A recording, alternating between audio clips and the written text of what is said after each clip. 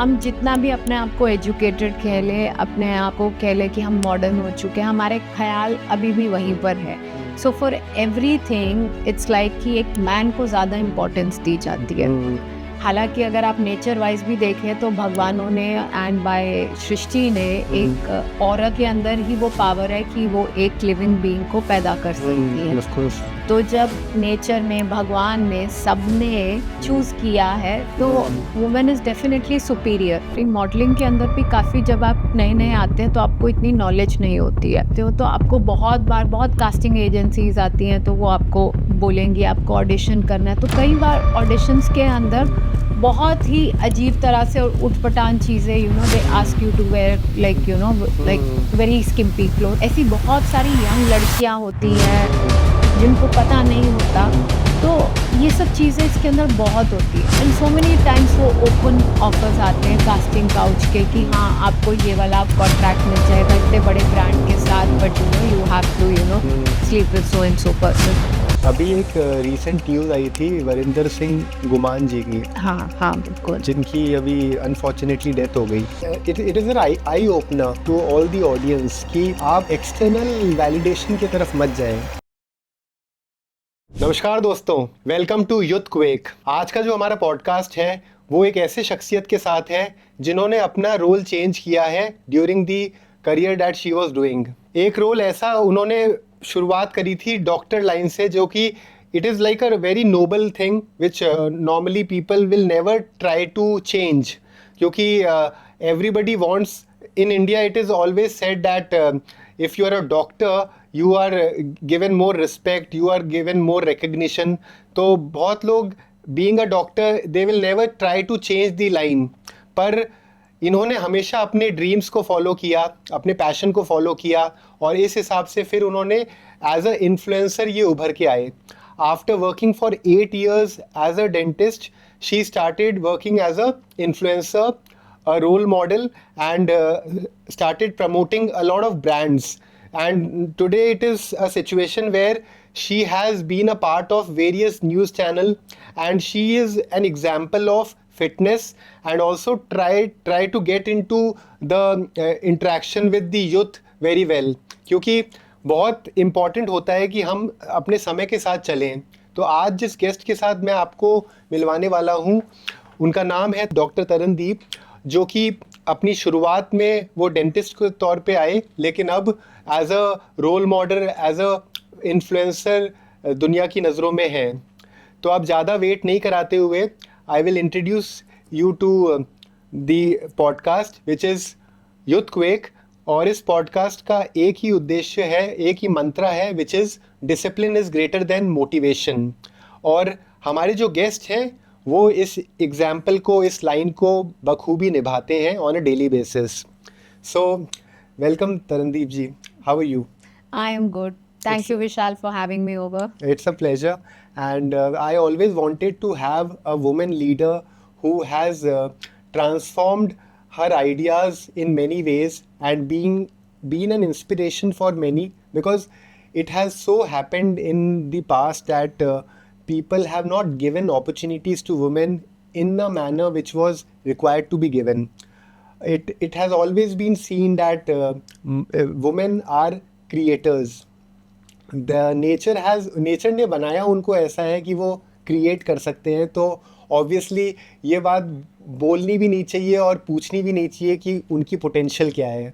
जो क्रिएट कर सकते हैं उनकी तो असीम पोटेंशियल होती है, पर दुर्भाग्य भारत का ये रहा है कि औरत को, महिला को हर जगह अपने आप को प्रूव करने की ज़रूरत पड़ी है। मैं बहुत टाइम तक इस चीज़ पे गौर किया मैंने कि जैसे हम अपने दादाजी दादी जी के ज़माने की अगर बात करें, तो उस ज़माने में अगर हम अपने दादी से बात करें, नानी से बात करें और उनसे अपने जीवन को पूछें कि क्या वो खुश हैं इतने साल अपने सेल्फलेस, अपने आप को परिवार के लिए समर्पित करके, क्या वो खुश हैं, तो उनका जवाब नॉर्मली यही आता था कि वो खुश नहीं हैं। और उसका एक कारण ये भी था कि उन्होंने अपने आप के बारे में कभी नहीं सोचा, हमेशा परिवार को आगे देखा, अपने बच्चों को और बाद में अपने पोते पोतियों को। So that was very ironical to me, and I always wanted to be a part of one medium which can share the ideas of many people, share the story of many people, their journey. क्योंकि सबकी एक story है और बहुत ही beautiful story होती है, और सबका स्ट्रगल भी उनके लिए ही अनमोल होता है जो वो फेस करते हैं. तो मैं इस पॉडकास्ट की शुरुआत आपके इस जर्नी से करना चाहूँगा कि आप पहले डॉक्टर रहे, फिर आप एज अ इन्फ्लुएंसर आपने ट्रांसफॉर्मेशन लिया. तो ये सब चीज़ें आपके जीवन में कैसे हुआ? ये इंसिडेंटली हुआ या ये प्लान्ड था, आप खुद चाहते थे इस इंडस्ट्री में आने का? तो आप हमारी ऑडियंस को अपनी जर्नी के बारे में बताएं. Thank you, Vishal. So very interesting question, and it's very Thank close to my heart. So I practiced dentistry for 8 years. So Okay. once my daughter was born, I took a sabbatical because I wanted to give her, my precious time for those formative years. Right. So after giving her 5 years, when I wanted to come back to dentistry, since I had a clinic in, collaboration with somebody else, with another doctor. So I tried going for a couple of months, but मुझे ऐसा लगा कि अब मैं dentistry के अंदर मुझे देने के लिए कुछ नहीं है. Okay. मेरा जितना इंटरेस्ट था, जितना फोकस था, आई फेल्ट कि I have given it all and it didn't interest me anymore.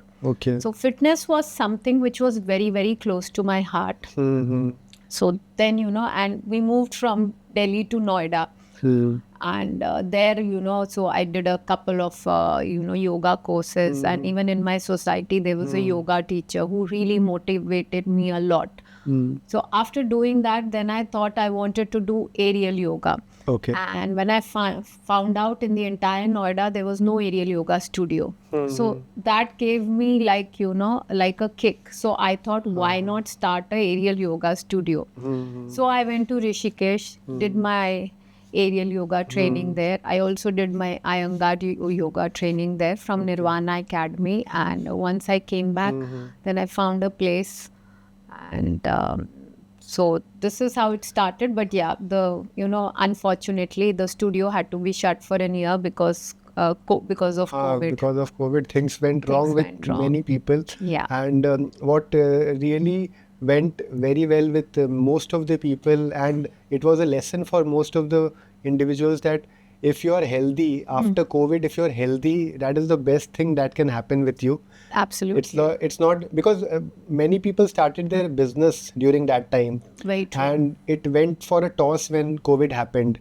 So it became a difficult thing for them. But now after 3-4 years, COVID has been a past. Then people do realize कि अगर health है तो वही wealth है. Wealth है. And Absolutely. जो खोया वो भी खोया नहीं है, वो अपनी एक सोच वाली बात है. Exactly. But then as you are saying that you were very passionate about fitness. But and one portion of the situation says that you have been a dentist. You moved from dentist to this line because of that gap. And that gap happened because of your daughter. Now, if do you think that this could have been changed? Maybe there is a problem with the way people behave post delivery, or the support you don't get post delivery. अगर support मिल जाए family से तो हम उसी line में ज़्यादा time तक continue कर सकते हैं क्या? डू यू थिंक कि it was out of your own reasons, या खुद के कारण से हमने वो दिशा हमको बदलनी पड़ी, या फिर हमको सपोर्ट नहीं मिला, एक्सटर्नल सपोर्ट नहीं मिला, फैमिली का सपोर्ट नहीं मिला, इस वजह से मजबूरी में ये लाइन चेंज करनी पड़ी? नहीं, आई वुडेंट से दैट कि मजबूरी में चेंज करनी पड़ी, because it was a very conscious decision, because मुझे था कि I was very clear from the beginning that I am going to have one child, so and I wanted to give her the best, so what I feel is a child's brain development is still 5 years, so those are the formative years. So काम करने के लिए तो आपके पास पूरी उम्र है, Right. और like a person like me wouldn't want to retire at 70 also. So it's just that कि change of heart, I can say it happened, but not because उसके बाद भी स्टूडियो चलाना भी, उसमें भी काम तो आप दोनों जगह ही कर रहे हो, तो आपका टाइम, एफर्ट्स और सब कुछ तो जा ही रहा है. So I wouldn't blame it on the family this thing, but ya it was a major decision, and ya So basically, it was a conscious choice.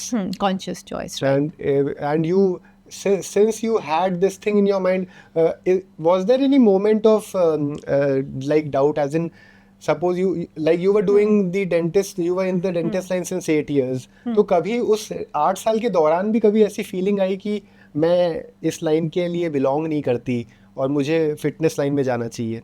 उन 8 सालों में भी ऐसा हुआ था बहुत बार, because though it's a very noble profession being a doctor, being a dentist, but at the same time it's the same patient, same treatments, you know. The line of treatments you can count on your fingers, you know. If I count right now also, I can tell you these are the major 10 treatments. So after beyond a point, एक आपका जैसे बोलते हैं हर चीज में प्लेटो आ जाता है, एक बोर्डम आ जाता है, वो definitely it had started setting in because there's nothing new. And a person like me, I'm basically a very creative person. right. So I love to learn new things, explore new genres, and that's how my journey has been. So from being a dentist to fitness, then into fashion, modeling, being a influencer, and now I'm doing all niches now. Right. At this point of time, I'm into fitness, fashion, lifestyle, travel. So I always like to explore new genres, learn new things. वो stagnancy is something that doesn't go very well with me. Right. And I've observed one thing that those who are into business or any kind of brand endorsement or creative work, they have this one quality of creativity. So this is one thing which I've realized that it is common, and they just can't do things which can at any point in time be monotonous. Very true. And the entertainment industry or the endorsement industry or any industry which is skillful, that is the only industry where you can be creative and you will not get bored out of after some time. वरना कोई भी नौकरी आप करो, अगर कोई proper private job करते, white collar job करें, तो एक टाइम के बाद वो बोर्डम आ जाता है. बिल्कुल. और ज़्यादातर लोग जो करते भी हैं उनकी भी एक मजबूरी भी होती है, क्योंकि they have to earn bread and butter for their family. So I always have a feeling that जो नौकरी करते हैं वो मान लीजिए 7 घंटे 8 घंटे सिस्टम के आगे, कंप्यूटर के आगे बैठ के काम करते हैं, तो वो एक सवाल अपने आप के साथ ज़रूर पूछते होंगे कि वो कर क्या रहे हैं. बिल्कुल. क्योंकि मतलब जो काम 2 घंटे 3 घंटे में भी हो सकता है, उसके लिए बहुत लोग 8 घंटे बैठे रहते हैं. बिल्कुल. Just they are sitting. और ऐसा तो है नहीं कि 8 घंटे आप प्रॉपर्ली ऐसे काम करते ही रहोगे. बिल्कुल.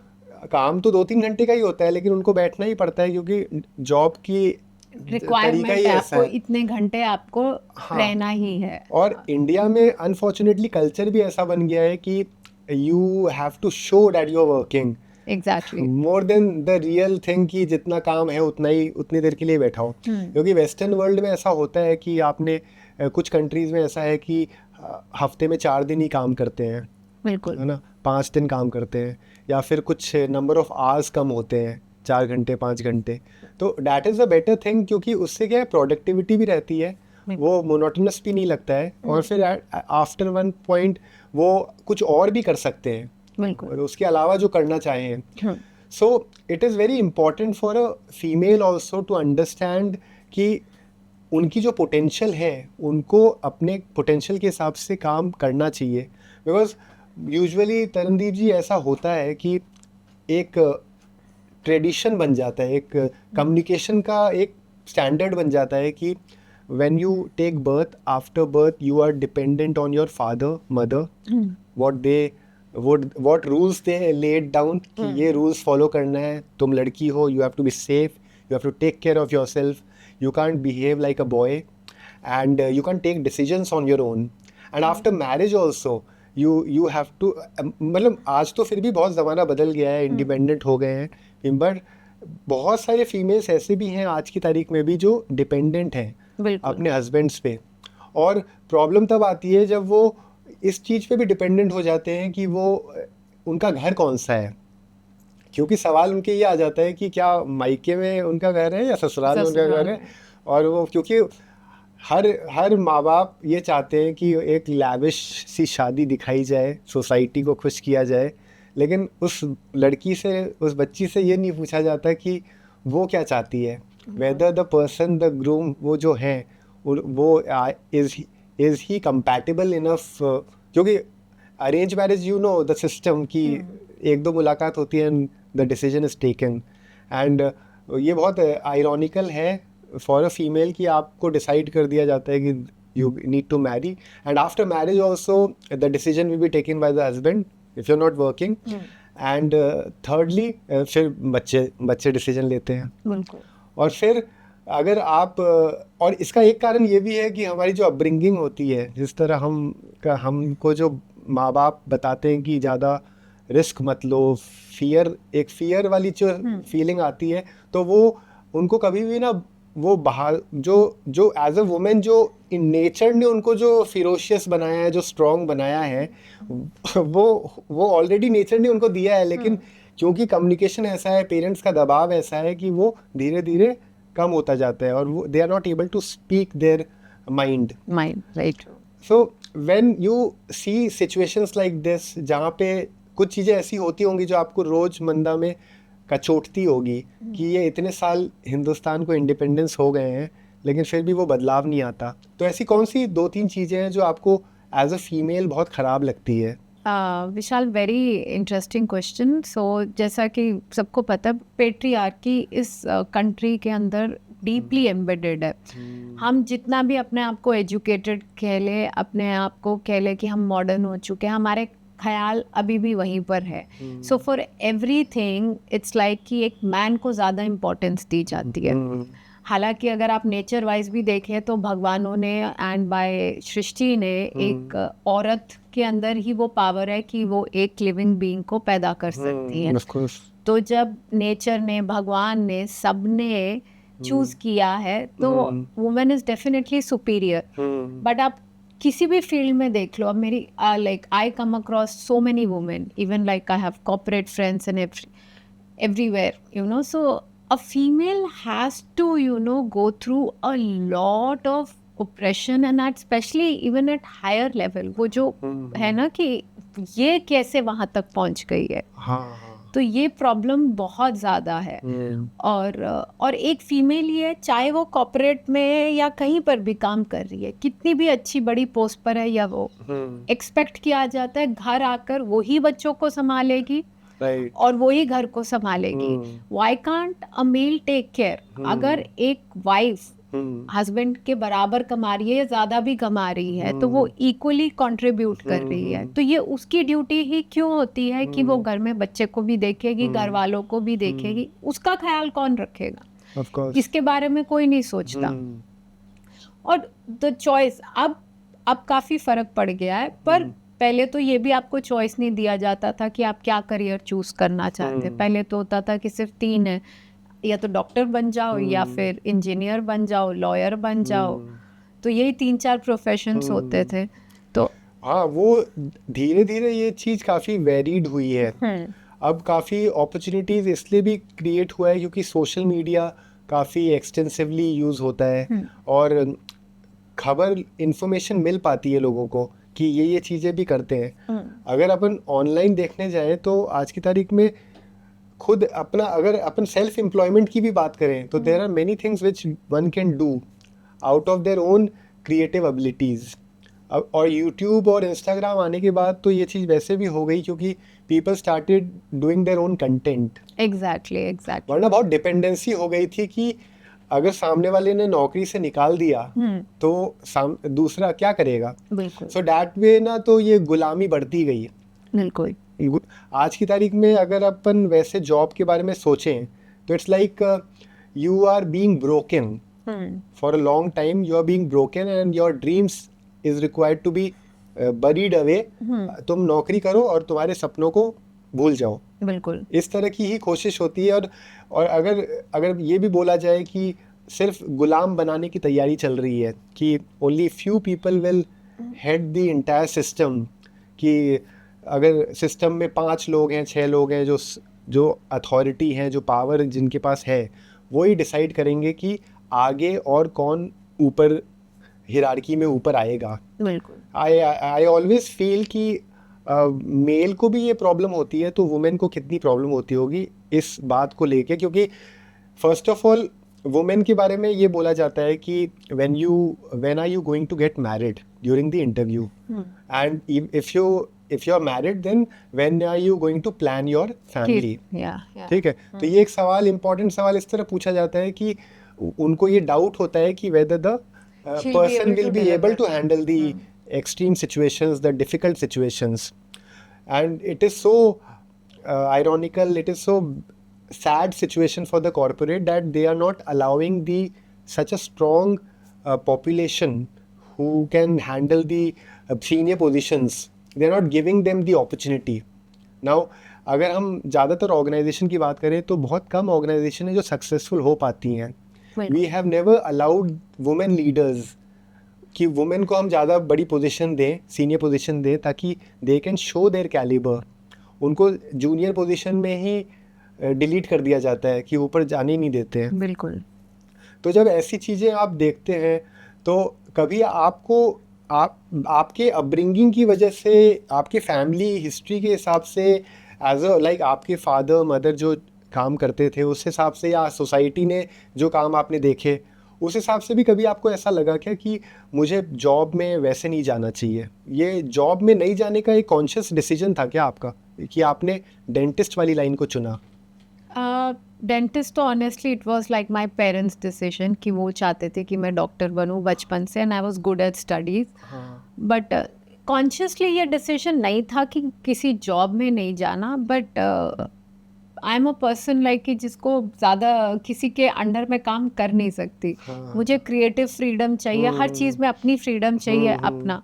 सो I don't think I would either if I had been in corporate also I wouldn't have been a great fit because जी हजूरी करनी और वो सब मुझे आता नहीं है, ना मुझे करना है. I can actually understand this and I can resonate with this because there are few people who can not work under anybody. Yeah.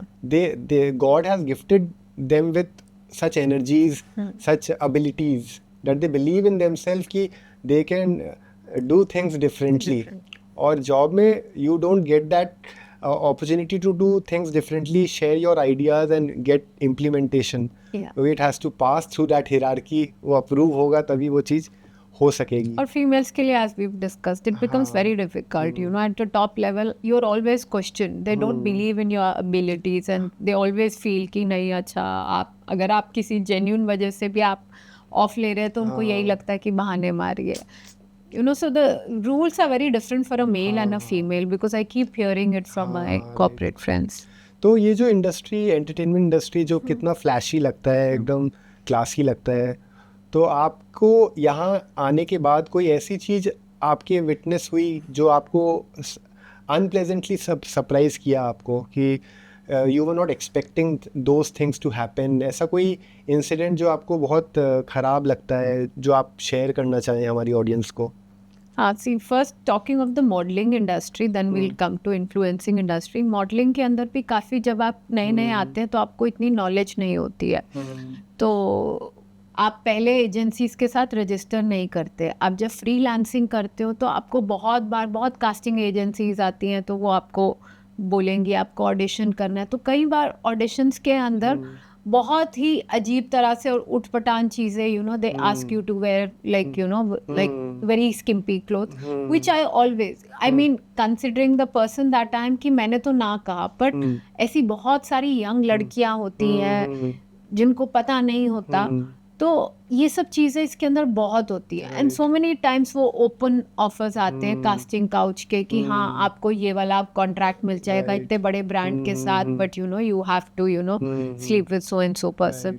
तो ये सब तो डेफिनेटली है. So the best way which I realised discovered within first few months is definitely to register with an established agency. Okay. So वो आपका फिर portfolio कराते हैं, फिर आपके पिक्चर्स उनके पास होते हैं, then they keep circulating to the brands as and when the requirement comes, and whenever the brand feels that you are the correct fit, then you get the work, and it's very professional and clean. But as a freelancer, the young girls need to be very, very careful, because no industry and no one can force you to do something which you are not comfortable doing and you shouldn't be doing it. Right. So you are saying कि registered agencies होती हैं हाँ जहाँ पे you can register yourself Yeah. And then you can get good formal work. या of course तो आपको पहले पोर्टफोलियो के अंदर अपना इन्वेस्ट करना पड़ता है, वो करवाते हैं आपका. right. But otherwise these agencies are pretty safe and the work is pretty professional there. तो ऐसी कौन सी एजेंसीज हैं अगर आप बताएं, रजिस्टर्ड एजेंसीज जहाँ पे वो अप्लाई कर सकते हैं? तो ऐसी है GSW एजेंसी Okay. है, स्टारलेट एजेंसी है, Okay, okay. व्योम एजेंसी है. So there are a lot of Right. Agencies which are pretty safe. Because as a young person, जो यंग एस्पिरेंट्स होते हैं जो इस इंडस्ट्री में आना चाहते हैं, तो उनके लिए बहुत इम्पॉर्टेंट है कि वो सही गाइडेंस के थ्रू जाएं. बिल्कुल. और जितना ज़्यादा कंपटीशन होता है उतना ज़्यादा मुश्किल हो जाता है for the person to get a standing, get the recognition. क्योंकि जहाँ पे जॉब करते हैं, नॉर्मल जो जॉब्स होती हैं वहाँ पे ही आजकल इतना कंपटीशन है. एंड बिल्कुल. Even HR are doing things in a manner where in they are dominating the entire game. क्योंकि आपने भी सुना होगा कि HR ने अप्रूव किया तो जॉब मिल जाती है. अगर उनको जो पर्सन कॉम्पिटेंट है उनको अपॉर्चुनिटी नहीं मिलती जॉब में, इंटरव्यू में अपीयर करने के लिए, Right. तो उनको कैसे जॉब मिलेगी? तो जब ये प्राइवेट जॉब में जहाँ पे सब कुछ इतना रेगुलेटेड है, इतना स्ट्रीमलाइंड है, जब यहाँ पे इतना कुछ होता है, तो जो ऑर्गेनाइजेशन एंटरटेनमेंट इंडस्ट्री है जो कि इतना रेगुलेटेड नहीं है, नहीं। किसी बोर्ड के अंडर नहीं आती कि आप अपनी बात को वहाँ पे रख पाओ. बिल्कुल. इससे मेरे को दिमाग में ये भी आता है कि इतनी पुरानी बॉलीवुड इंडस्ट्री है, सो कोई बोर्ड तो होना चाहिए ना जहाँ पे you can at least report it. एक सेंसरशिप वाली चीज़ तो मूवीज़ के लिए होता है कि बिल्कुल. आपने सेंसरशिप में बता दी ये मूवी में क्या क्या सीन्स नहीं होने चाहिए वो, लेकिन किसी पर्सन की जो लाइफ है, जो एक सपनों के साथ अपने सपने पूरे करने के लिए बॉम्बे आते हैं, बिल्कुल. और बिल्कुल. बहुत टैलेंटेड लोग जो बहुत अच्छा काम कर सकते हैं, लेकिन उनको फिर वो उस अपॉर्चुनिटीज. हाँ उनको अपॉर्चुनिटी नहीं मिलती, वो उस डर्टी दुनिया से उनको गुजरना पड़ता है. बिल्कुल. And it is very very bad also, very sad also, क्योंकि द पर्सन हु डोमिनेट्स और हु शोज अथॉरिटी और power, they are not understanding कि वो कितना मैनकाइंड के लिए खराब कर रहे हैं. बिल्कुल. क्योंकि इसमें क्या होता है कि जो लोग एक्चुअली में अच्छे लोग भी होते हैं ना, फिर उस पर भी डाउट किया जाता है, और फिर ये पूरा विशियस सर्कल हो जाता है कि आपने किसी के साथ नाइंसाफ़ी करी, किसी के साथ गलत किया, फिर वो ऐसे डिप्रेस हो जाते हैं, अपने आप से भरोसा खो देते हैं, और फिर वो कोशिश करना भी छोड़ देते हैं. तो ये बहुत ज़रूरी है कि जैसे आपने, अच्छा हुआ आपने बताया, एजेंसीज बताई, ये बहुत हेल्प करेगा आगे जो नेक्स्ट जनरेशन है जो इस इंडस्ट्री में आना चाहते हैं. तो आपके लिए सबसे बड़ा मैजिकल मोमेंट क्या रहा? जैसे इतने सारे आपने अलग अलग फील्ड में आपने काम किया, तो ऑब्वियसली हर फील्ड क्योंकि क्रिएटिव था तो आपको सब पसंद ही आया काम, लेकिन ऐसा मोमेंट आया था जहाँ पे आपको लगा कि now you have made it, and some moment which is very, you will cherish it forever? I think the first time I appeared like in a news channel. So first time when I got a call, so it was from ABP News. So it was closer to International Yoga Day. तो उन्होंने बोला कि हम पहले आके आपके studio में shoot करेंगे, एक फीचर करेंगे एरियल योगा पे, बिकॉज एरियल योगा तो कहीं और हो नहीं सकता, बाहर तो आपके स्टूडियो में ही करेंगे.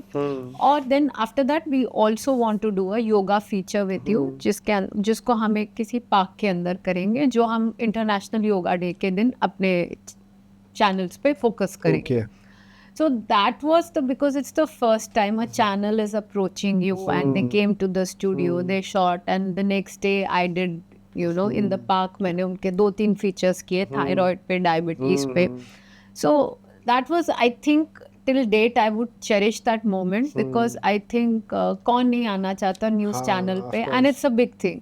और उसके बाद there was no looking back, because it started with one channel, and if I talk of today, I have featured on CNN, News 18, Times Now, Times Reach, and Doordarshan. So there are a lot of channels. So, but yeah, the first one is always special, I would like to say. Actually होता ही है कि सब लोग अपने CV पे काम करते हैं कि सीवी बढ़िया हो जाए, ये काम किए, बट नोबडी अंडरस्टैंड्स कि इससे ज़्यादा इम्पोर्टेंट तो ये है कि आप अपनी स्टोरी क्या बताओगे to the next generation. Your story will matter. True. मतलब when one would die, obviously they would like to be remembered as a person who has left good things behind. तो ऐसी कोई चीज आपके मन में है कि as a legacy you would like to leave for the next generation? So the thing that I would want the next generation to learn from me and my experiences is always follow your heart. Follow your passion. It doesn't matter what you have studied after 5 years, even after completing the course, working for 5 years, or whatever, how many ever years. If you feel that, you are not happy, because the goal of life, I feel, should be to stay happy. To stay happy. This is what I tell my daughter also. So at any point of time, if you feel you're not happy doing whatever you are doing, you should not think twice before, changing your lines or changing your career. Because at the end of the day, you should be happy. जो आप खुशी से करोगे, उसमें तो आप definitely successful होंगे ही होंगे. Right. Because आप दिल से कर रहे हो. इससे मेरे को आमिर खान जी का एक डायलॉग भी याद आता है कि आप कामयाबी के पीछे मत भागो, हाँ. काबिलियत के पीछे भागो. काबिलियत के पीछे भागो. कामयाबी तो झक मार के आएगी. झक मार के आएगी. That is very very true. Because आप खुश, हमें सबको एक लाइफ मिलती है. हाँ. और उसके अंदर भी हम अगर हम किसी और की मर्जी से, या सिर्फ इस वजह से कि अब मैंने ये पढ़ाई कर ली है तो अब मैं यही करूँगी या करूँगा, I think it's not justified. And as people, we keep evolving. आज हमें टेस्ट बड्स हमारे बदलते हैं, माइंड थॉट्स बदलते हैं, तो वी कीप इवॉल्विंग. तो अगर हमारी करियर चॉइस भी बदल गई है, and if we can support it with reasonable, कि हम उसको अचीव कर सकते हैं, मैं ये करना चाहता हूँ और आपका कोई गेम प्लान है कि मैं इसे कैसे करूँगा, तो why not. I think that's a very wise point that you have made. और वैसे भी बोला जाता है ना कि हर 10 साल में आपकी सोच बदलती है. बिल्कुल बिल्कुल. मतलब जो हम 40 इयर्स की उम्र में सोचते हैं वो 30 इयर्स की उम्र में नहीं सोचते. हमारे गोल्स भी चेंज होते रहते हैं. बिल्कुल. एक चीज तरनदीप जी ये होता है वुमेन के साथ कि वो अपनी हेल्थ को इतना इम्पोर्टेंस नहीं देते. हेल्थ को वो थोड़ा सेकेंडरी मानते हैं, और बच्चों के लिए, पार्टनर के लिए, माँ बाप के लिए, और फिर वो पढ़ाई, जॉब वॉब सब कुछ को ध्यान में रखते हुए वो हेल्थ को सेकेंडरी बना देते हैं. तो for you how much health is important, और आप एडवाइस क्या देंगे फ्यूचर जनरेशन को कि हेल्थ को आपको प्राथमिकता देनी चाहिए और किस तरीके से आप अपने हेल्थ का ध्यान रख सकते हैं? I think that saying which goes health is wealth is very very true. मेरे लाइफ के अंदर हेल्थ से ऊपर कुछ भी नहीं है. तो मेरा कितना भी हेक्टिक स्केड्यूल हो, if I am in Delhi, I make sure out of 7 days in a week I exercise for 5 days. I do strength training, I do Pilates, I do yoga. तो I have to exercise for 5 days. Even when I travel, अगर मेरे को hotel के अंदर, मतलब कि अगर काम से अगर मैं टाइम पे सो पा रही हूँ, तो I try my level best कि मैं कम से कम जॉग कर लूँ. अगर जिम है होटल में तो जिम कर लो. So whatever, because I think health is wealth. And जैसे हम अपने इन्वेस्टमेंट्स करते हैं ना, हम स्टॉक्स में करते हैं, प्रॉपर्टीज में करते हैं, I feel health is the best investment. क्योंकि ये जो रिटर्न आपको दे रहा है, it's adding life to your years. आप मेरा गोल है कि जब मरूंगी तब तक मैं चलती फिरती रहूं, मुझे किसी के सहारे की जरूरत ना हो. तो मैं उसके लिए every day I am working towards that. I am trying to work out, build muscle mass, कि मेरी बॉडी एक्टिव रहे and I can continue to work for as long as I want. Because हम जिस success के पीछे भागते हैं, हम कहीं ना कहीं हेल्थ को डिस्ट्रॉय करते हैं. हेल्थ को बहुत लोग इग्नोर करते हैं, and I think for most of the people it's last on their priority list. Right. क्योंकि बहुत सारे क्लाइंट्स को मैं भी ट्रेन करती थी जब मेरा स्टूडियो था. तो the first thing that they would say is कि जब मैं पूछती थी कि अच्छा आपका स्केड्यूल क्या है, ये आप पहले क्यों नहीं एक्सरसाइज करते, 99% लोगों का ये सेम आंसर होता था, टाइम नहीं मिलता. आपको पार्टीज में जाने को टाइम मिलता है ना, आपको टीवी देखने को टाइम मिलता है ना, आपको दोस्तों को मिलने का टाइम मिलता है, फैमिली के साथ भी टाइम स्पेंड करते हैं, काम भी करते हैं, तो आप इसको क्यों नहीं प्रायोरिटी में देते? क्योंकि अगर आपकी सेहत अच्छी होएगी तो half the times you won't fall sick. जब आप एक बार बीमार पड़ जाते हैं तो आपके 2, 3, 4 जितने दिन बीमार है आपका उतने दिन तो आपको रेस्ट लेना है ना। इससे अच्छा अगर आप रोज अपने आप को 45 मिनट्स टू 1 आवर देंगे तो आप हेल्दी रहेंगे। और अगर आप अपने लिए, अपने शरीर के लिए आप 1 घंटा भी नहीं निकाल सकते तो आपकी जिंदगी का मतलब ही क्या है? And other than this, diet वाली चीज़ है, हेल्दी डाइट को बहुत अंडर एस्टिमेट किया जाता है, क्योंकि हम एक तरफ तो अपने कोई हेल्दी हैबिट्स वैसे जिम के तौर पे या एक्सरसाइज के तौर पे अपना नहीं रहे और ऊपर से हम अनहेल्दी और खा रहे हैं। तो अगर डाइट पे भी ध्यान दिया जाए, मान लो अपने 2 दिन ही एक्सरसाइज करने गए और आपने डाइट अच्छी रखी तो भी वो कवर हो जाएगा। ऐसा भी नहीं है कि it's like we are saying कि every day you have to exercise, but then हफ्ते में 2-3 दिन भी if you exercise and you have a balanced diet then that is enough. क्यों बोलते हैं ना कि जैसे हम खाते हैं अगर 3 टाइम तो हम बनते हैं रोगी। हाँ, और अगर 1 टाइम खाते हैं तो फिर हम योगी हैं। बिल्कुल। तो इट मैटर्स कि हम क्या खाते हैं और कितनी quantity, very important, because diet it's 80% of your diet and 20% is exercise and both of them are a lethal combination. तो डाइट तो बहुत ज़रूरी है कि हेल्दी डाइट, बट हमारा इंडियन सिस्टम ऐसा है कि पराठों से और तले खाने से उभर ही नहीं पाते।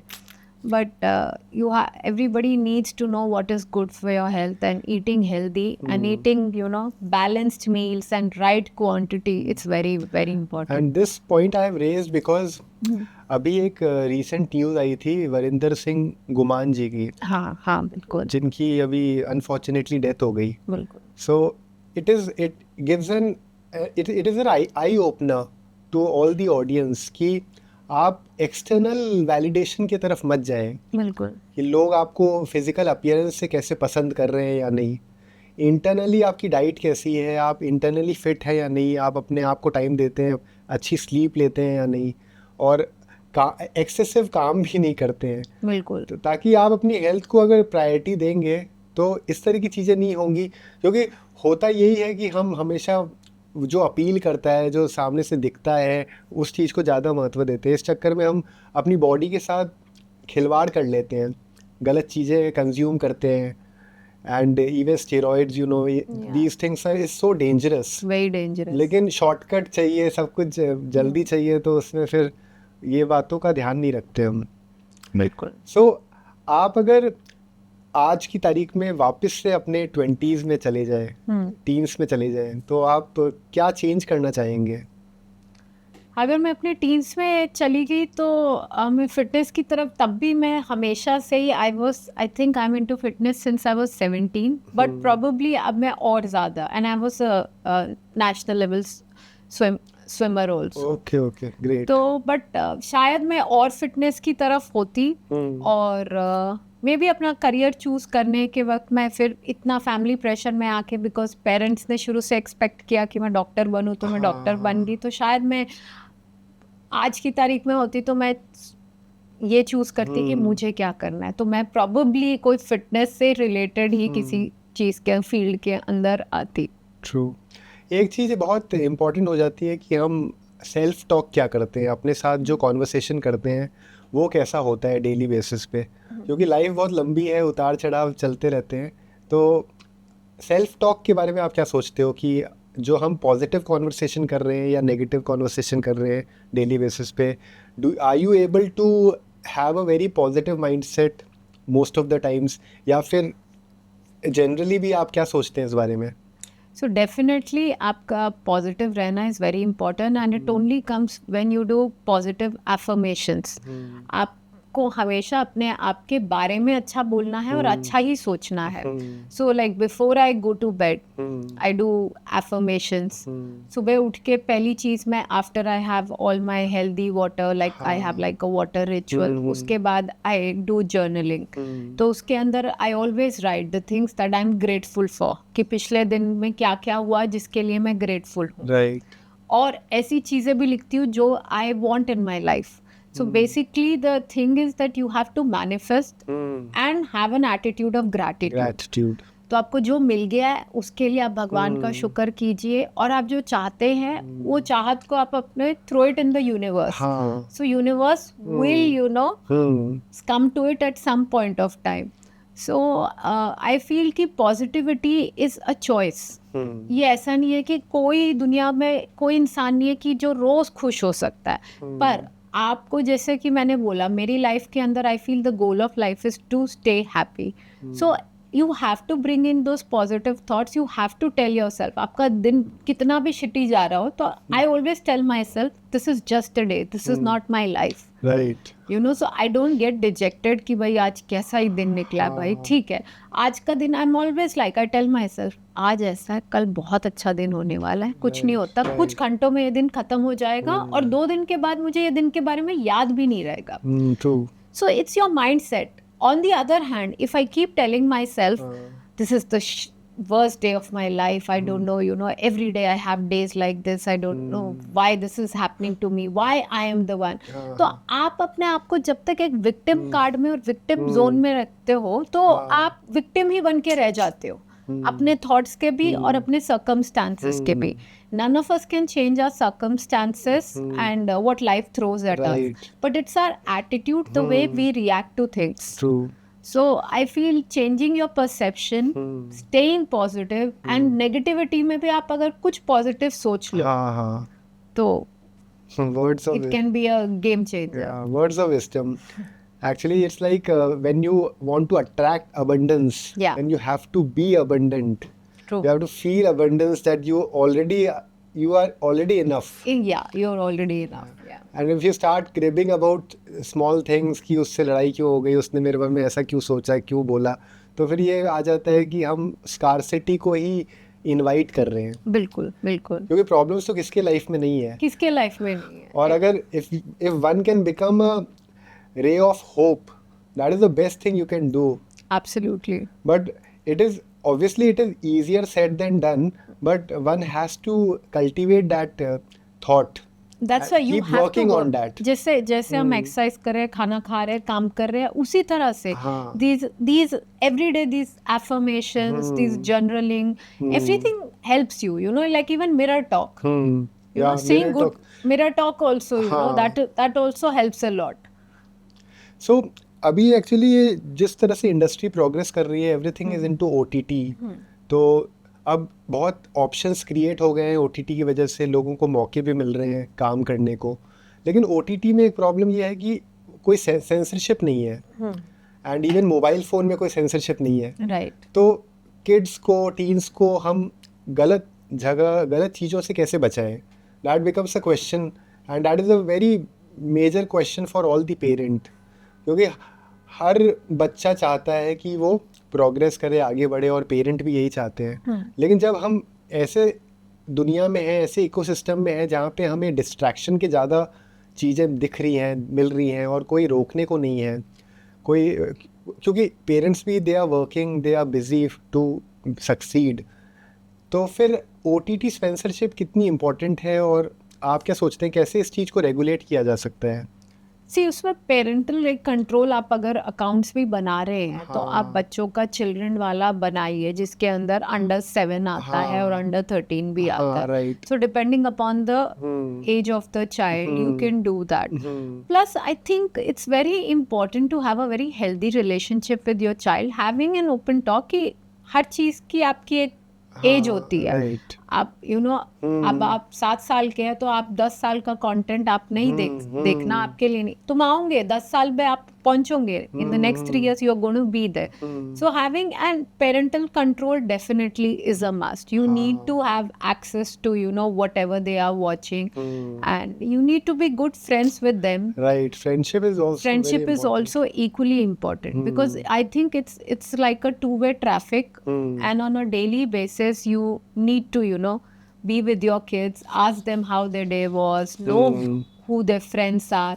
Overall अगर आप अपने बच्चे के साथ एक फ्रेंड्स की तरह रहेंगे तो वो आपके साथ सब कुछ डिस्कस करेंगे, अपने फेलियर्स भी, अपने सक्सेस भी, अपनी प्रॉब्लम्स भी. So, do you have any regret which you want to change? Anything which you have done in the past in your career or anywhere which can be a lesson for the future generation also? Right. क्योंकि regret can be of any sort, and it is sometimes we do things without knowing that we are doing it, and it becomes such a big reason for our failure or for our less growth. तो ऐसा कुछ आपने अपने journey में you have learned the hard way जो you will want कि next generation तो कभी ऐसा ना करे. See, learning to say no. I learned it quite late. So setting boundaries is very, very, very important. No matter which industry you are in. And अगर आप सोचो कि आप किसी को खुश करने के लिए like आप अपने टाइम को सैक्रिफाइस करके अपनी तरफ से सैक्रिफाइसेस करके किसी और के लिए, like if you talk of a influencing industry, there are events happening every day. So many times you just want to oblige the other person and at the cost of your own mental peace. Right. So I think that is something that I would like to change. At the end of the day, the tables turned, when the tables are turned, if you call that person, probably that person is not going to turn up because उसके लिए आप बहुत छोटे हो, आप नए level पर हो. So he or she might not do the same thing for you. So learning to say no is very important. Holding on to your own ground is very important. So because in this industry, what I've learned being in this industry for 5 years, there are no friends in this industry. No matter, you might have a good heart, you have good intentions, but everybody else sees you just as a competitor. So when everybody is just seeing you as a competitor, just play the game on. So Right. do not have any feelings or do not be like You out of the way जाके आप लोगों के लिए कुछ मत करिए, because कोई आपके लिए वो कतई ही नहीं करने वाला इस इंडस्ट्री में. हाँ, one should be practical in this Very industry. practical, yes. Because it doesn't make sense that you being so kind, being so human, and you don't get the same reciprocation. Yeah. And it is also important to have very good friends. Friends by like friends for reason is not friend. Yeah. और फिर friends चुनना इतना जल्दी भी नहीं होना चाहिए कि हमें इतना है कि हम अपने आप से, अपने लोनलीनेस से इतने परेशान हो जाते हैं कि हमें दोस्त चाहिए ही चाहिए. तो गलत संगत से तो अच्छा है कि दोस्ती ना हो. नहीं हो, बिल्कुल. सो अगर मेल डोमिनेटेड सोसाइटी की हम बात करें तो ऐसी कौन सी चीज़ है जो आपको लगता है कि इस इंडस्ट्री में चेंज की जा सकती है to have a very equal status of a women? जो एंटरटेनमेंट इंडस्ट्री है, बॉलीवुड इंडस्ट्री है, ओटीटी है और जो मॉडलिंग इंडस्ट्री है, ये सारा जो काम अभी तो ऐसा हो जाता है कि गर्ल्स को रोल, वुमेन सेंट्रिक रोल नहीं मिलते और जो पैसे भी मिलते हैं वो बहुत कम मिलते हैं कम मेल के कंपैरिजन में. तो इस चीज़ को सॉल्व कैसे की जा सकती है आपके हिसाब से? डेफिनेटली इक्वालिटी तो होनी चाहिए. लकीली हमारी इन्फ्लुएंसिंग इंडस्ट्री में ये चीज़ नहीं है. Disparity between males and females is not there. Okay. So if a brand likes your work, irrespective of your gender, and in fact females get more work in our industry. But if when you talk of Bollywood industry and modeling industry, it's like the thing that I don't like about is that women are objectified. So no matter how talented a woman is, she's always an object of right objectification is very very high कि भाई हाँ बहुत sexy है तो item numbers के लिए you know like you see very talented actresses also they are expected to do this item numbers to increase their TRP, or if their career is going down the drain, you do this item number and then you will be again in the limelight. So that objectification, it's not right. It's high time we get out of this. A woman can be super intellectual and she is talented, and so other aspects of it also should be taken into consideration. And why the scripts are always revolving around skin show, and why why can't a glamour be in a decent manner? Why there has to be overtly exposure? आप OTT आज देखिए हर एक series के अंदर इतने explicit scenes हैं कि it doesn't make sense. Why? It's not required. It is not required also. Yeah.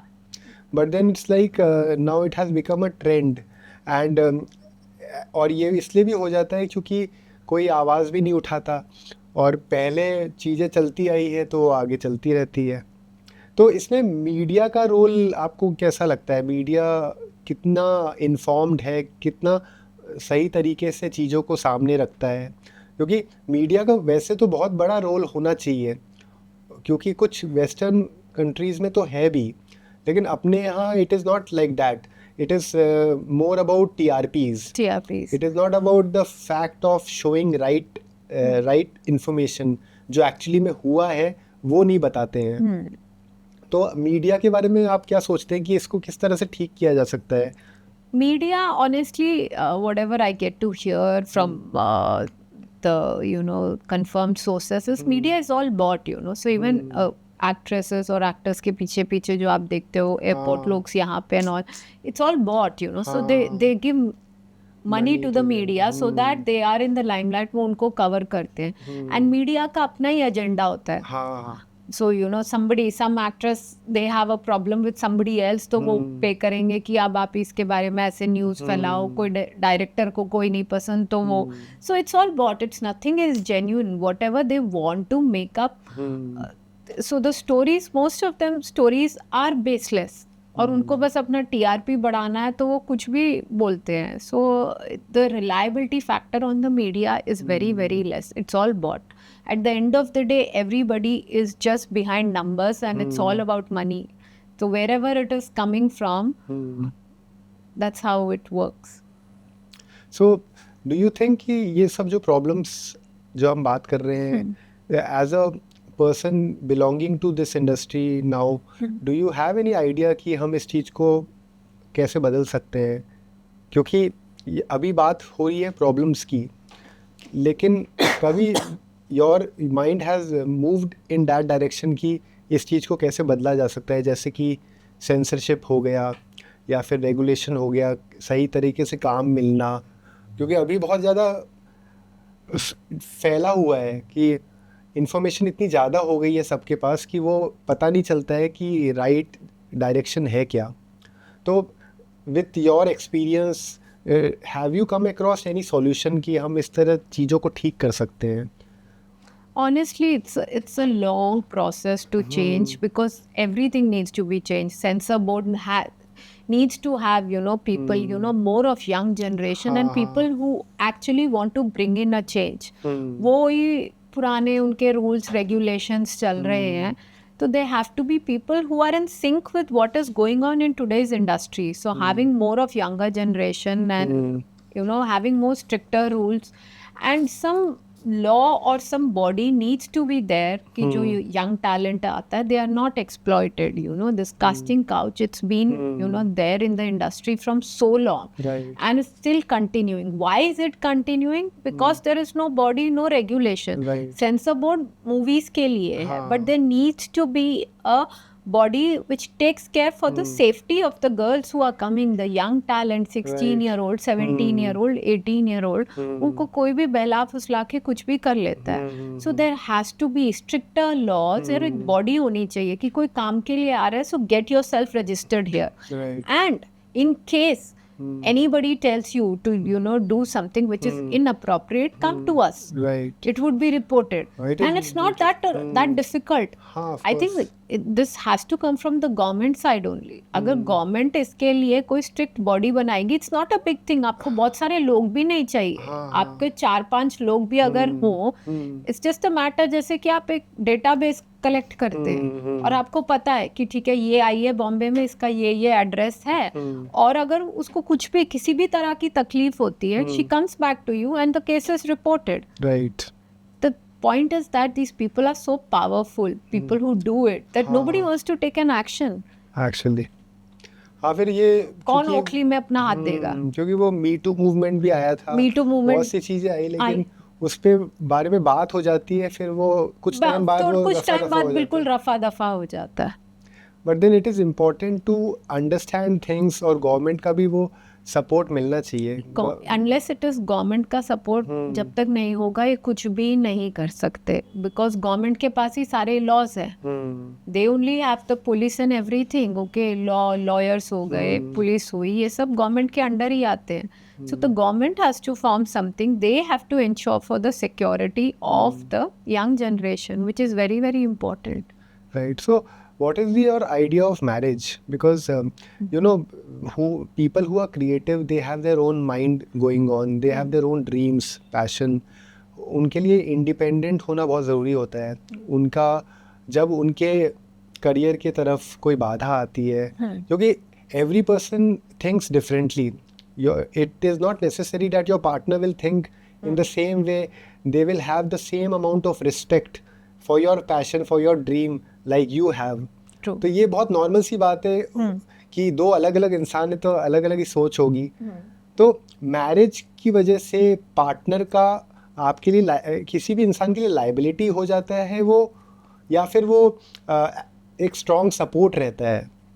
आप क्या सोचते हैं? क्योंकि ऐसा होता है कि हम उम्मीद करते हैं कि हमारा पार्टनर हमारे सपनों के बारे में सोचे समझे, लेकिन वो जो स्ट्रगल होता है वो उस पीरियड में जब when we want to make our mark, उस समय भी थिंग्स आर स्टिल वही सेम ट्रेडिशनल सिस्टम है कि हमें अपना काम भी चलना चाहिए, कुछ डिस्टर्ब नहीं होना चाहिए फैमिली में, एवरीथिंग शुड गो स्मूथली. वो तुम्हारे सपने हैं, दैट इज़ फाइन, बट वो चीज़ नहीं बिगड़नी चाहिए. एंड अगर रिस्क टेकिंग की अगर बात करें तो यू कैन नेवर से कि अगर अपने पास बैकग्राउंड है, सपोर्ट है, फाइनेंशियल बैकअप है, तभी वी कैन टेक रिस्क. बहुत लोग ऐसे भी हैं जिनके पास वो बैकअप नहीं होता, but they have to, since they are confident about their dreams, they definitely want to take that risk. तो फैमिली लाइबिलिटी बन जाती है या फिर they are support system only? See, depends to each their own, but in general, if I say कि as a female आपको बहुत convince करना पड़ता है, especially coming from an educational background to coming into this industry, you know, influencing glamour industry, modeling. So obviously the family initially is not very supportive, and they are like, why you want to have this career shift, you know, when you are having, you know, you're making good amount of money and it's a respectable profession. So to convince them, it does take a while. And to make sure कि आपने जो decision लिया है आप उसके लिए proud हो, तो आपको डबल टाइम हार्ड वर्क करना पड़ता है टू प्रूव देम कि नहीं, what decision I have taken is for my good. तो इनिशियली तो डेफिनेटली हर्डल्स आते हैं, but eventually I think if you know believe in your dreams and if you hold on to your ground, things come around. But ya for a female it's not that easy. An Indian female आज भी वही होता है कि घर में माँ बाप भी वही एक्सपेक्ट करते हैं, आगे आपके हस्बैंड इन लॉज वही होता है कि नहीं, हमारी बहू या हमारी बेटी तो you know like you no should be clad and you know what is she doing. तो ये सब तो होता है. आई वुड नॉट से कि it's that easy. The struggle is real. हाँ, right. But chasing your dreams and making them come true, I think it's never been easy for any female. But yeah, if you believe in yourself, then things do come around. But then ये जो industry है, जिस industry में इतना pressure रहता है कि हमेशा सुंदर लगना है, ब्यूटी का ध्यान रखना है, और जैसे यू वर सेइंग कि people normally perceive women as only through different lens. They don't see their skills, their potential. They look from the eyes of beauty. उनको उनके पोटेंशियल को, उनके स्किल्स को समझने की कोशिश भी नहीं करते हैं। तो ये जो ब्यूटी स्टैंडर्ड्स का जो ये प्रेशर है, जहाँ पे आजकल सब कुछ आर्टिफिशियल हो गया है, people are going for surgery भी हर चीज़ की सर्जरी हो रही है। तो ये कितना मुश्किल हो जाता है एज अ फीमेल इस इंडस्ट्री में स्टेबल रहने के लिए, प्रोग्रेस करने के लिए? See, इसके अंदर भी again to each their own. So a lot of people do undergo surgeries and they want to look their best. But and honestly, I wouldn't want to comment on that because to each their own. आपको अगर आपको लगता है कि आपका nose job कराने से आप में ज़्यादा कॉन्फिडेंस आ रहा है तो गो अहेड, आपको बोटॉक्स कराने हैं, फिलर्स कराने हैं, आपका कॉन्फिडेंस लेवल बढ़ रहा है, व्हाई नॉट? या बट या the pressure is quite high to look good all the time and to be, तो उसके लिए भी I would like to put it in other way this thing also कि अगर आप रोज एक्सरसाइज कर रहे हैं, आप रोज डिटॉक्स कर रहे हैं, आप स्वेट आ रहा है आपको, तो आपकी स्किन नेचुरली अच्छी होएगी, तो आपको मेकअप, बहुत कम मेकअप की ज़रूरत है। तो my take on this is like if you eat healthy and this thing, आपकी रिवर्स एजिंग होती है, आपको हर तरह से बेनिफिट है। So if you are a fit person then you are not that conscious and आपको लगता है कि ठीक है कि भाई मैं मेकअप के बगैर, like lot of people ask me, lot of influencers कि तुम अपनी जिम की वीडियोस डालती हो, योगा की videos, where I'm without a trace of makeup. You have guts यार, तरनदीप तू डालती है यार, पूरे रॉ वीडियोस होते हैं, सब दिखता है, डार्क सर्कल दिख रहा है, ठीक है, अंडर आइज दिख रहा है, सब दिख रहा है। So I'm like yeah, I am not ashamed of, because at this age if I can look this good also, I'm proud of myself. Of course. And why the hell would I put on makeup and go to a gym? That's so it's very silly. So I am very comfortable in my skin. Half the times I don't even like to put on makeup. मेरे live sessions भी जब मैं कभी audience के साथ जाती हूँ, so it's not like कि मैं भाई makeup करके, मैं आराम से अपने बेड पे बैठ के, अपने पजामा में बैठ के, चश्मे के साथ भी अपने लाइव सेशंस करती हूँ। So I think it's to each their own, you have to be comfortable in your own skin. Pressure भी इंडस्ट्री से ज़्यादा लोगों ने अपने ऊपर बनाया हुआ है, बिकॉज everybody starts comparing themselves to the other person, but they don't see how much hard work that person is actually doing. They only see the appearance thing. वो उसके पीछे जो मेहनत है हेल्थ को लेके, या फिर उनका माइंडसेट कितना क्लियर है, डिसिप्लिन कितना डिसिप्लिन है, that is also important. Where are you devoting time? और वैसे भी जिम में मेकअप करके जाना है, लाइक वहाँ स्वेट आ जाएगा, वैसे में it's so bad for your skin. Exactly, but ya there are people, आप अगर इंस्टाग्राम भी खोलोगे, at least 70 to 80% fitness influencers makeup करके ही वीडियोस बना के डालते हैं। सब कुछ होता है उनका, ब्लश ऑन भी है, काजल भी है, लिपस्टिक भी है, and they are shooting. I am sure वो सिर्फ वो वीडियोस के लिए आते हैं जिम। ये भी हो सकता है, वो 1 घंटे भी नहीं करते होंगे। एग्जैक्टली। और बस उन्होंने 1-2 पोस्ट किए और फिर वो वीडियो बना के चले जाते होंगे। So I think it's your mindset. You have to be comfortable. अगर आप अपनी बॉडी के अंदर comfortable नहीं है, अपनी स्किन में comfortable नहीं है, then what are you trying to tell your audience? Of course. You are not happy with yourself and you want fans, you want followers जो आपको पसंद, आप खुद को तो पसंद नहीं करते हैं, आप चाहते हैं लोग आपको पसंद करें। So it's very ironic. And even contradictory. Exactly. कि आप कैसे इन्फ्लुएंसर बनोगे जब आप अपने आप को ही नहीं पसंद करते? आप अपने आप को ही नहीं पसंद करते, आप अपने आप को ही मेकअप के बगैर नहीं देख सकते, आपको फिल्टर्स के बगैर आप कभी भी नहीं लगा सकते कोई, आपकी रॉ सेल्फी कहीं नहीं है, आपके पेज पर कहीं पर भी नहीं है। एक बात तनदीप जी ये ज़रूर आती है कि एज अ गर्ल बचपन से लेके जब तक होश संभालते हैं और आगे भी, लड़कियों को एक चीज़ ज़रूर फेस करनी पड़ती है, which is eve teasing and stalking, and that is a very big problem. जितना लगता है उससे बहुत गंभीर प्रॉब्लम है, because if somebody is constantly staring at you और maybe stalking at you, so that becomes a very, ऐसा होता है ना, नज़रबंद कर रहे हैं हम किसी को। अगर घर के अंदर भी हमें बार बार कोई देखेगा तो हमें इरिटेशन होती है कि क्यों देख रहे हो ये वो। So how do you see this situation, because इतने सालों बाद सेफ्टी को लेके भी बहुत प्रॉब्लम्स हैं और ये सब प्रॉब्लम्स तो है ही, और कभी भी इस बारे में सोचा नहीं गया। एंड जब भी बात होती है कि एजुकेशन की, तो हमेशा ये बोला जाता है कि बेटी पढ़ाओ, बेटी को आगे बढ़ाओ, हाँ। बेटी को समझाओ। ये नहीं बोला जाता कि बेटों को समझाओ, बिल्कुल because it is more about the boys.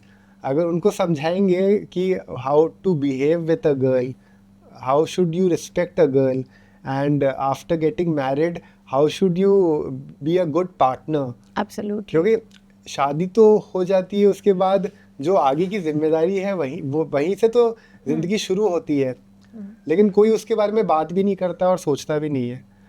और ये भी एक कारण है कि एजुकेशन सिस्टम जिस तरह से चीज़ों को, जो इम्पोर्टेंट चीज़ हैं जो होने चाहिए करिकुलम में समझाने को, वो चीज़ों पे बात नहीं होती। और विद इन फैमिलीज भी ये बात नहीं होती। बॉयज़ को, बहुत सारे फैमिलीज में बॉयज़ को लिबर्टी मिलती है, मोस्ट केसेस में लिबर्टी मिलती है। The ground problem lies there, it's the upbringing. So the upbringing of the males is that they are allowed to do anything. मर्द कुछ भी करे तो क्या हुआ, वो तो मर्द है, कुछ भी कर सकता है। ये जो थिंकिंग है ना, ये thinking needs to be change. So as females when we are raising our sons, it's to everyone who's raising a son, you should raise him so that he respects a woman, respects a girl. अगर एक माँ नहीं सिखाएगी कि आपको कैसे इज्जत करनी है, तो प्रॉब्लम तो वहीं से शुरू होती है, and it ultimately roots up to फिर बड़े होके वो ईव टीजिंग करते हैं, बदतमीजी करते हैं। तो अगर बचपन से सिखाया जाए कि अगर आपके घर में दोनों है, लड़की लड़का, दोनों हर चीज़ में बराबर है, और वो रिस्पेक्ट और कोड ऑफ कंडक्ट सिखाया जाए, तो आई डोंट थिंक ये प्रॉब्लम्स होंगी। प्रॉब्लम यहीं पे ग्रास रूट पे यही प्रॉब्लम है कि हमारे जो upbringing of men needs to change, and it's high time.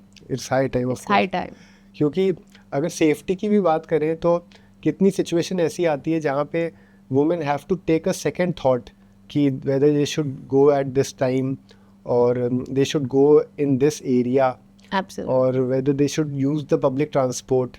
So क्योंकि इंसिडेंट इस तरह के हो जाते हैं कि फीलिंग ये आती है कि after so many years of independence also women are not safe. Of course. And क्योंकि बोला ये जाता है कि सख्त से सख्त सज़ा दी जाए, law and order should be very strict and all, लेकिन क्योंकि सज़ा दी नहीं जाती, और सज़ा दी भी जाती है तो इतने सालों बाद दी जाती है कि वो सज़ा का भी कोई मतलब नहीं रहता। तो इट बिकम्स वेरी इम्पॉर्टेंट कि जो चीज़ें हम बोलते हैं कि इन चीज़ों पे काम होना चाहिए, तो उस पर कभी तो होना ही चाहिए, वरना ये बातें ही रह जाती हैं। And somewhere down the line government को भी समझना चाहिए कि ये चीज़ बहुत इम्पॉर्टेंट है, और एज अ इन्फॉर्म्ड वोटर ये ज़रूरी है कि हम सही जगह वोट करें, क्योंकि आप देखोगे हमारा जो वोटिंग परसेंटेज है वो भी बहुत कम होता है। ज़्यादातर लोग तो वोट ही नहीं करते हैं। अगर वो सब वोट करने लग जाए तो आई बिलीव वो फेट ऑफ द इलेक्शन ही चेंज हो जाए। क्योंकि हम जो सोच रहे हैं कि अब बीजेपी जीत गई, हो सकता है कि जो लोग और वोट करें तो it will be a different result.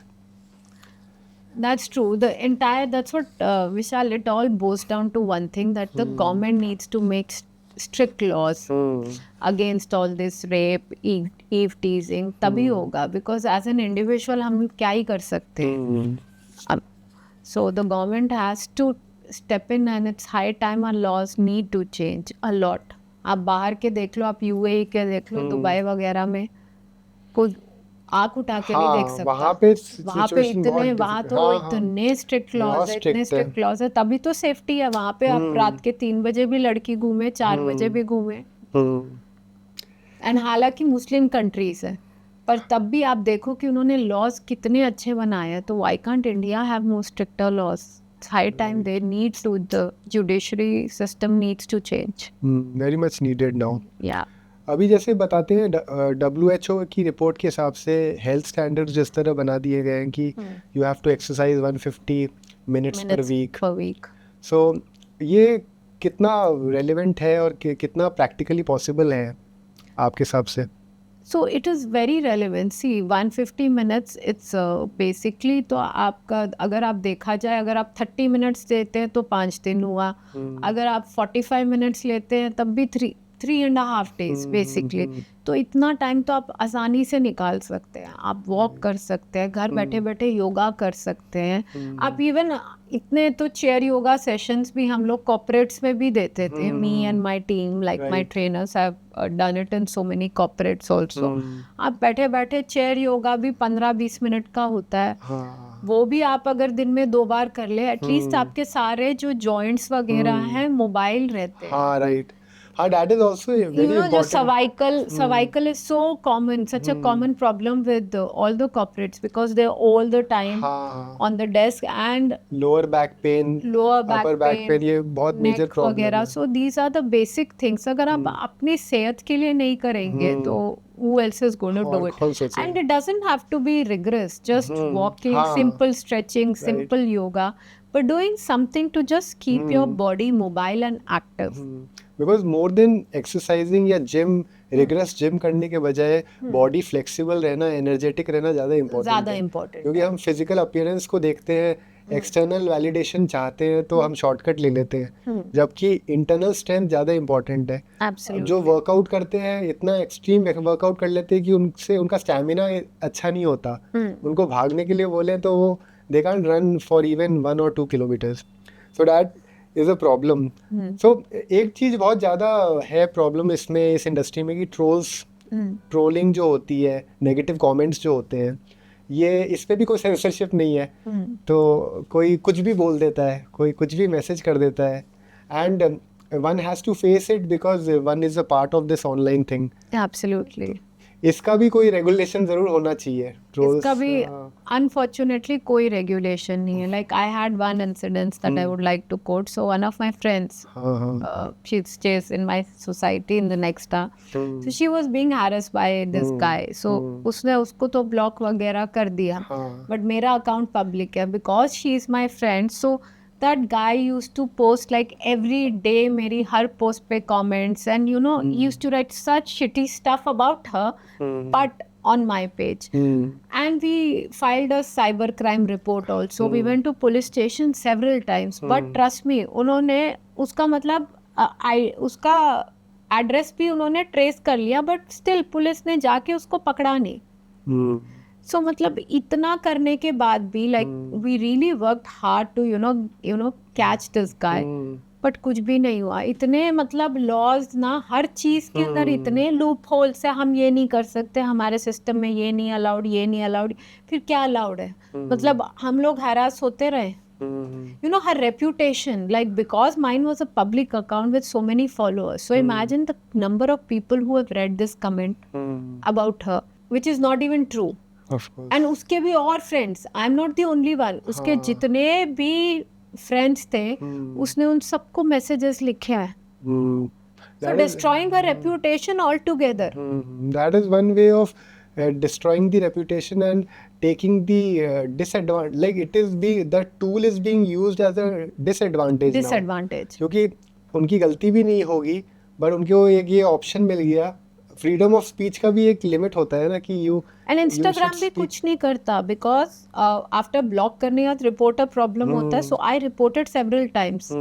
सो वो कहते हैं they didn't find anything offensive and they can, और वो अकाउंट नए नए बनाता था because that apparently that guy is from IT department. अच्छा।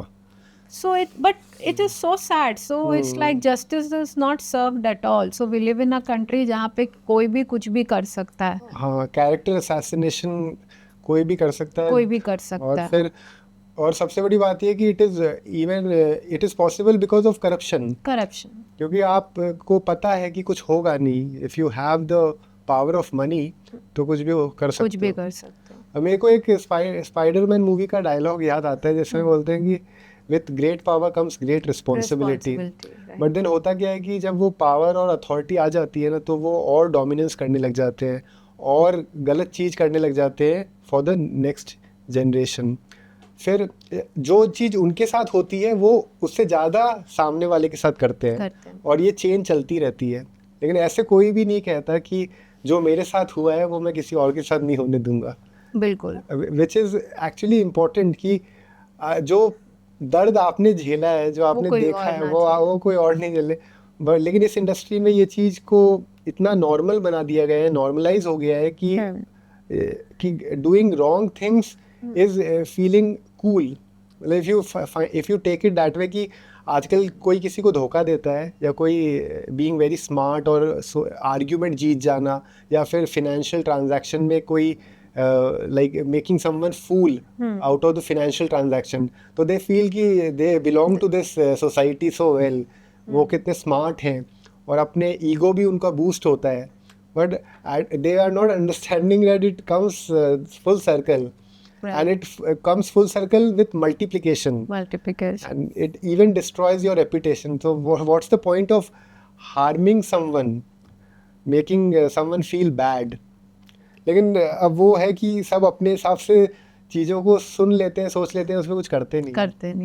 एक चीज़ रिसेंटली अभी आई थी, रणवीर अलाहाबादिया का एक इंसिडेंट हो गया था ऑन समय Raina show, wherein he like passed a very negative image comment, and it all gives me a situation feeling that कि अगर कोई चीज़ आपने बहुत बिल्टअप करी है, आपने मेहनत से रिस्पेक्ट पाई है, लेकिन आप with just a slip of tongue you can destroy it in one moment.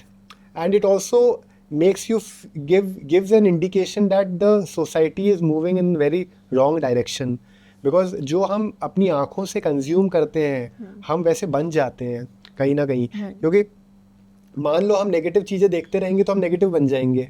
सो ये भी इम्पॉर्टेंट है कि सोशल मीडिया में इतनी नेगेटिव चीज़ें, इतनी डिस्ट्रैक्टिव चीज़ें नहीं चलनी चाहिए. तो जब वो चीज़ हुई जिसमें वो ही went ahead and said things related to parents which was not called for, definitely. तो आपकी क्या राय है ऐसे इंसिडेंट के बारे में? Definitely, I mean, you need to think before you speak. You are at such a high pedestal, right, where everybody watches you, you know, like everybody watches your podcast, people get inspired. So you are so responsible. And how can you pass such a comment, and especially on somebody else's parents, you know, Right. which was very, very derogatory. So I don't think it was, very irresponsible of him. I don't know in what frame of mind he said, to each their own, but I think it was definitely not called for. And आपको बोलने से पहले बहुत बार सोचना पड़ता है. Because आप कोई सोशल कॉज के लिए बोले, आप अपनी आवाज उठाए तो आप समझ आता है, बट आप किसी के लिए एंड अब कैसे, if the same tables turned, right, if that हाँ, person had said the same thing to him, how would he have felt, of course. you know? So हम हमेशा ये तो सोचना ही चाहिए कि सेम चीज़ खुद के साथ होगी तो मतलब it wouldn't sound cool, it na? would not- Will it sound cool to him if the same thing was said about his parents? No, na, it wouldn't sound cool. So हम लोग definition of cool आजकल पता नहीं ये young generation को ये cool का भूत क्या चढ़ा है. कूल का मतलब ये नहीं कि आप किसी को डिसरिस्पेक्ट करें. You know, so Especially code for- of conduct एक आप किसी भी एज में हो, एक आपको अपना एक कोड ऑफ कंडक्ट तो है ना आपको. और हम जिस कल्चर में हमने ज़िंदगी जी है, हम जिस कल्चर के इतने प्राउड फील करते हैं, हम जिस दूसरी इंडस्ट्री, दूसरी वर्ल्ड में भी हम जो अपने आप को रिप्रेजेंट करते हैं because of our culture. So we always want that. हम राम जी की बात करते हैं, कृष्ण जी की बात करते हैं, जहाँ पे देवी, औरतों को देवी माना जाता है. We respect our parents. Parents are like they are God. Yeah, of They are course. like God on earth. Yeah. तो अगर हम उनके बारे में ऐसा बोलेंगे तो what will we leave for the next generation? वो क्या सोचेंगे और वो क्या बन जाएंगे? मतलब वो तो क्योंकि हम तो जो देखते हैं, हम जो सुनते हैं, हम उस हिसाब से वो मल्टीप्लाई करके आगे करते हैं. तो it becomes very important कि आप अपने ज़बान पे कंट्रोल रखें and things should not be very nasty. Exactly. Because- It just goes to show basically that you're not mature enough, and you probably whatever you're portraying out there on your podcast and all, it's not you exactly. Then that's not the real you. Is what you know, who's very disrespectful. I mean, like I personally lost all respect for him after that. हाँ, because it's important to understand your conduct and you should be. You know, I mean, and you are not intoxicated. It's not like you're under intoxication. आपने कुछ बोल दिया, आपने पिया हुआ है या कुछ. आप एक अपने पूरे होशो आवाज के अंदर पूरे एक रियलिटी शो में सारी दुनिया के सामने ही बोल Right. रहे हो. So it's not one should done. be careful. Yeah. So अपने education system में do you find any problem, as in anything which should be immediately taken care of? It's the same ratification, same kind of this thing which has been going over for years. I think it's high time, you know, the education system needs to change, you know. So kids need to think from their brains and, you know, like it's not the वही system तो मुझे लगता है कि आज भी वही चल रहा है unless, you know, your kid is either going to IB or, you know, IGCSE board, which are foreign boards like Cambridge. So otherwise our Indian system, CBSE and all, it's the same way. It's the same thing where a kid is, they are not even taught how to think. It's just that read, mug up, whoever can reproduce the best thing, Right. he or she, you know, scores the best. So it's not teaching you to be smart or intelligent. Right. They are not focusing on upgrading your skills. Right. And even the definition which is written in the books, the answer should be in those Yeah. lines only. In those lines. You can't change the definition also. And people often feel कि life में हमें क्या काम आने वाला है, हम जब बड़े हो जाएंगे हमें काम तो ये आएगा कि हम अपने अगर गिर भी जाते हैं या फियर भी अगर आता है हमें तो हम उनको फेस कर लें. कोई फेलियर आएगा तो हमें टूटना नहीं चाहिए. और हमें पब्लिक स्पीकिंग में आगे बढ़ने के लिए क्या करना चाहिए, हम अगर 10 लोगों के सामने कुछ बोलना चाहते हैं तो क्या हमें घबराहट होती है. तो उन सब बातों के बारे में एजुकेशन सिस्टम नहीं सोच रहा, जो कि ज़्यादा रेलिवेंट है. लेकिन जो मैथ्स में जो थ्योरम है और जो चीज़ें पढ़ के रट के अपन परसेंटेज ले आएंगे, that becomes more relevant for the society, which is very tragic. Very true.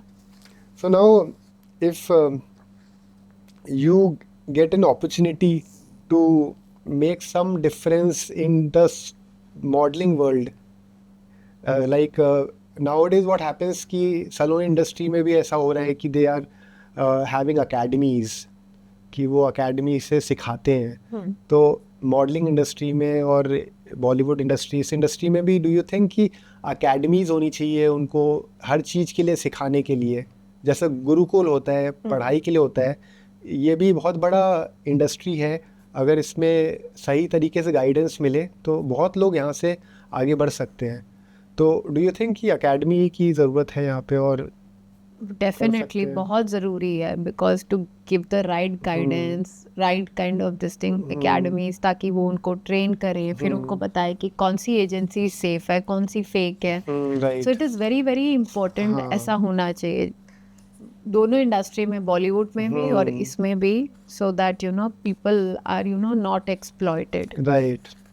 हाँ, क्योंकि जो चीज़ें पहले जनरेशन ने सफ़र कर ली and their struggle has been very difficult, क्योंकि आज बहुत से लोग यूट्यूब में, इंस्टाग्राम में आते हैं, अपनी स्टोरीज़ बताते हैं, वो ये बताते हैं कि हमने कितना अच्छा खासा हमने अपनी यूथ को खो दिया. और वो इसलिए खो दिया क्योंकि हमने नेगेटिविटी पाई इस इंडस्ट्री से, हमने बैड पॉलिटिक्स को पाया, डिस्क्रिमिनेशन पाया, इस वजह से हम आगे नहीं बढ़ पाए. And you must have seen even examples, one movie wonders, जिन्होंने एक मूवी में अच्छा किया, दूसरी मूवी में अच्छा किया, फिर वो गायब हो गए. And they were very promising. सब लोग उनसे बहुत उम्मीदें भी करते थे. और ऑडियंस को बड़ा दुख भी हुआ कि वो लोग फिर पर्दे पे नहीं दिखे. सो डैट वे अकेडमी की बहुत ज़रूरत उस तरह भी पड़ती है. डेफिनेटली. सो तरणदीप जी, बहुत अच्छा लगा आपसे बात करके. It was a wonderful interaction. और मैं चाहता था कि इस पॉडकास्ट में एज अ वुमेन लीडर आप आएँ, because this industry is a very big industry and you represent womanhood, women empowerment and doing things on your own, because life is very challenging for everybody, but it is more challenging for those who are chasing their dreams and following their passion. So when you accepted the offer that you will be a guest, that it was a very delightful moment for me. And I'm sure आगे भी हम podcast करेंगे, आगे भी इस को continue करेंगे कुछ अलग मुद्दों के साथ, क्योंकि हर जनरेशन 5 साल 10 साल में सब कुछ चेंज होता है. So looking forward to that also. And all the best for your life. Future में आप जो भी करना चाहें, my best wishes for you. So हमारी ऑडियंस को भी पसंद आया होगा ये शो.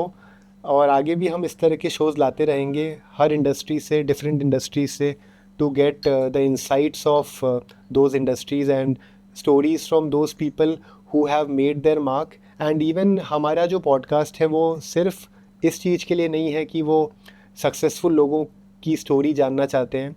हम इस पॉडकास्ट का मकसद ये भी है कि हम उन लोगों की स्टोरी भी दिखाना चाहते हैं जिनमें बहुत पोटेंशियल है, जिन्होंने बहुत मेहनत करी अपनी लाइफ में, but somewhere due to any reason वो अचीव नहीं कर पाए, सक्सेस टेस्ट नहीं कर पाए. तो हम उनकी भी स्टोरी लाना चाहते हैं. तो एज अ गेस्ट वो भी वेलकम्ड हैं.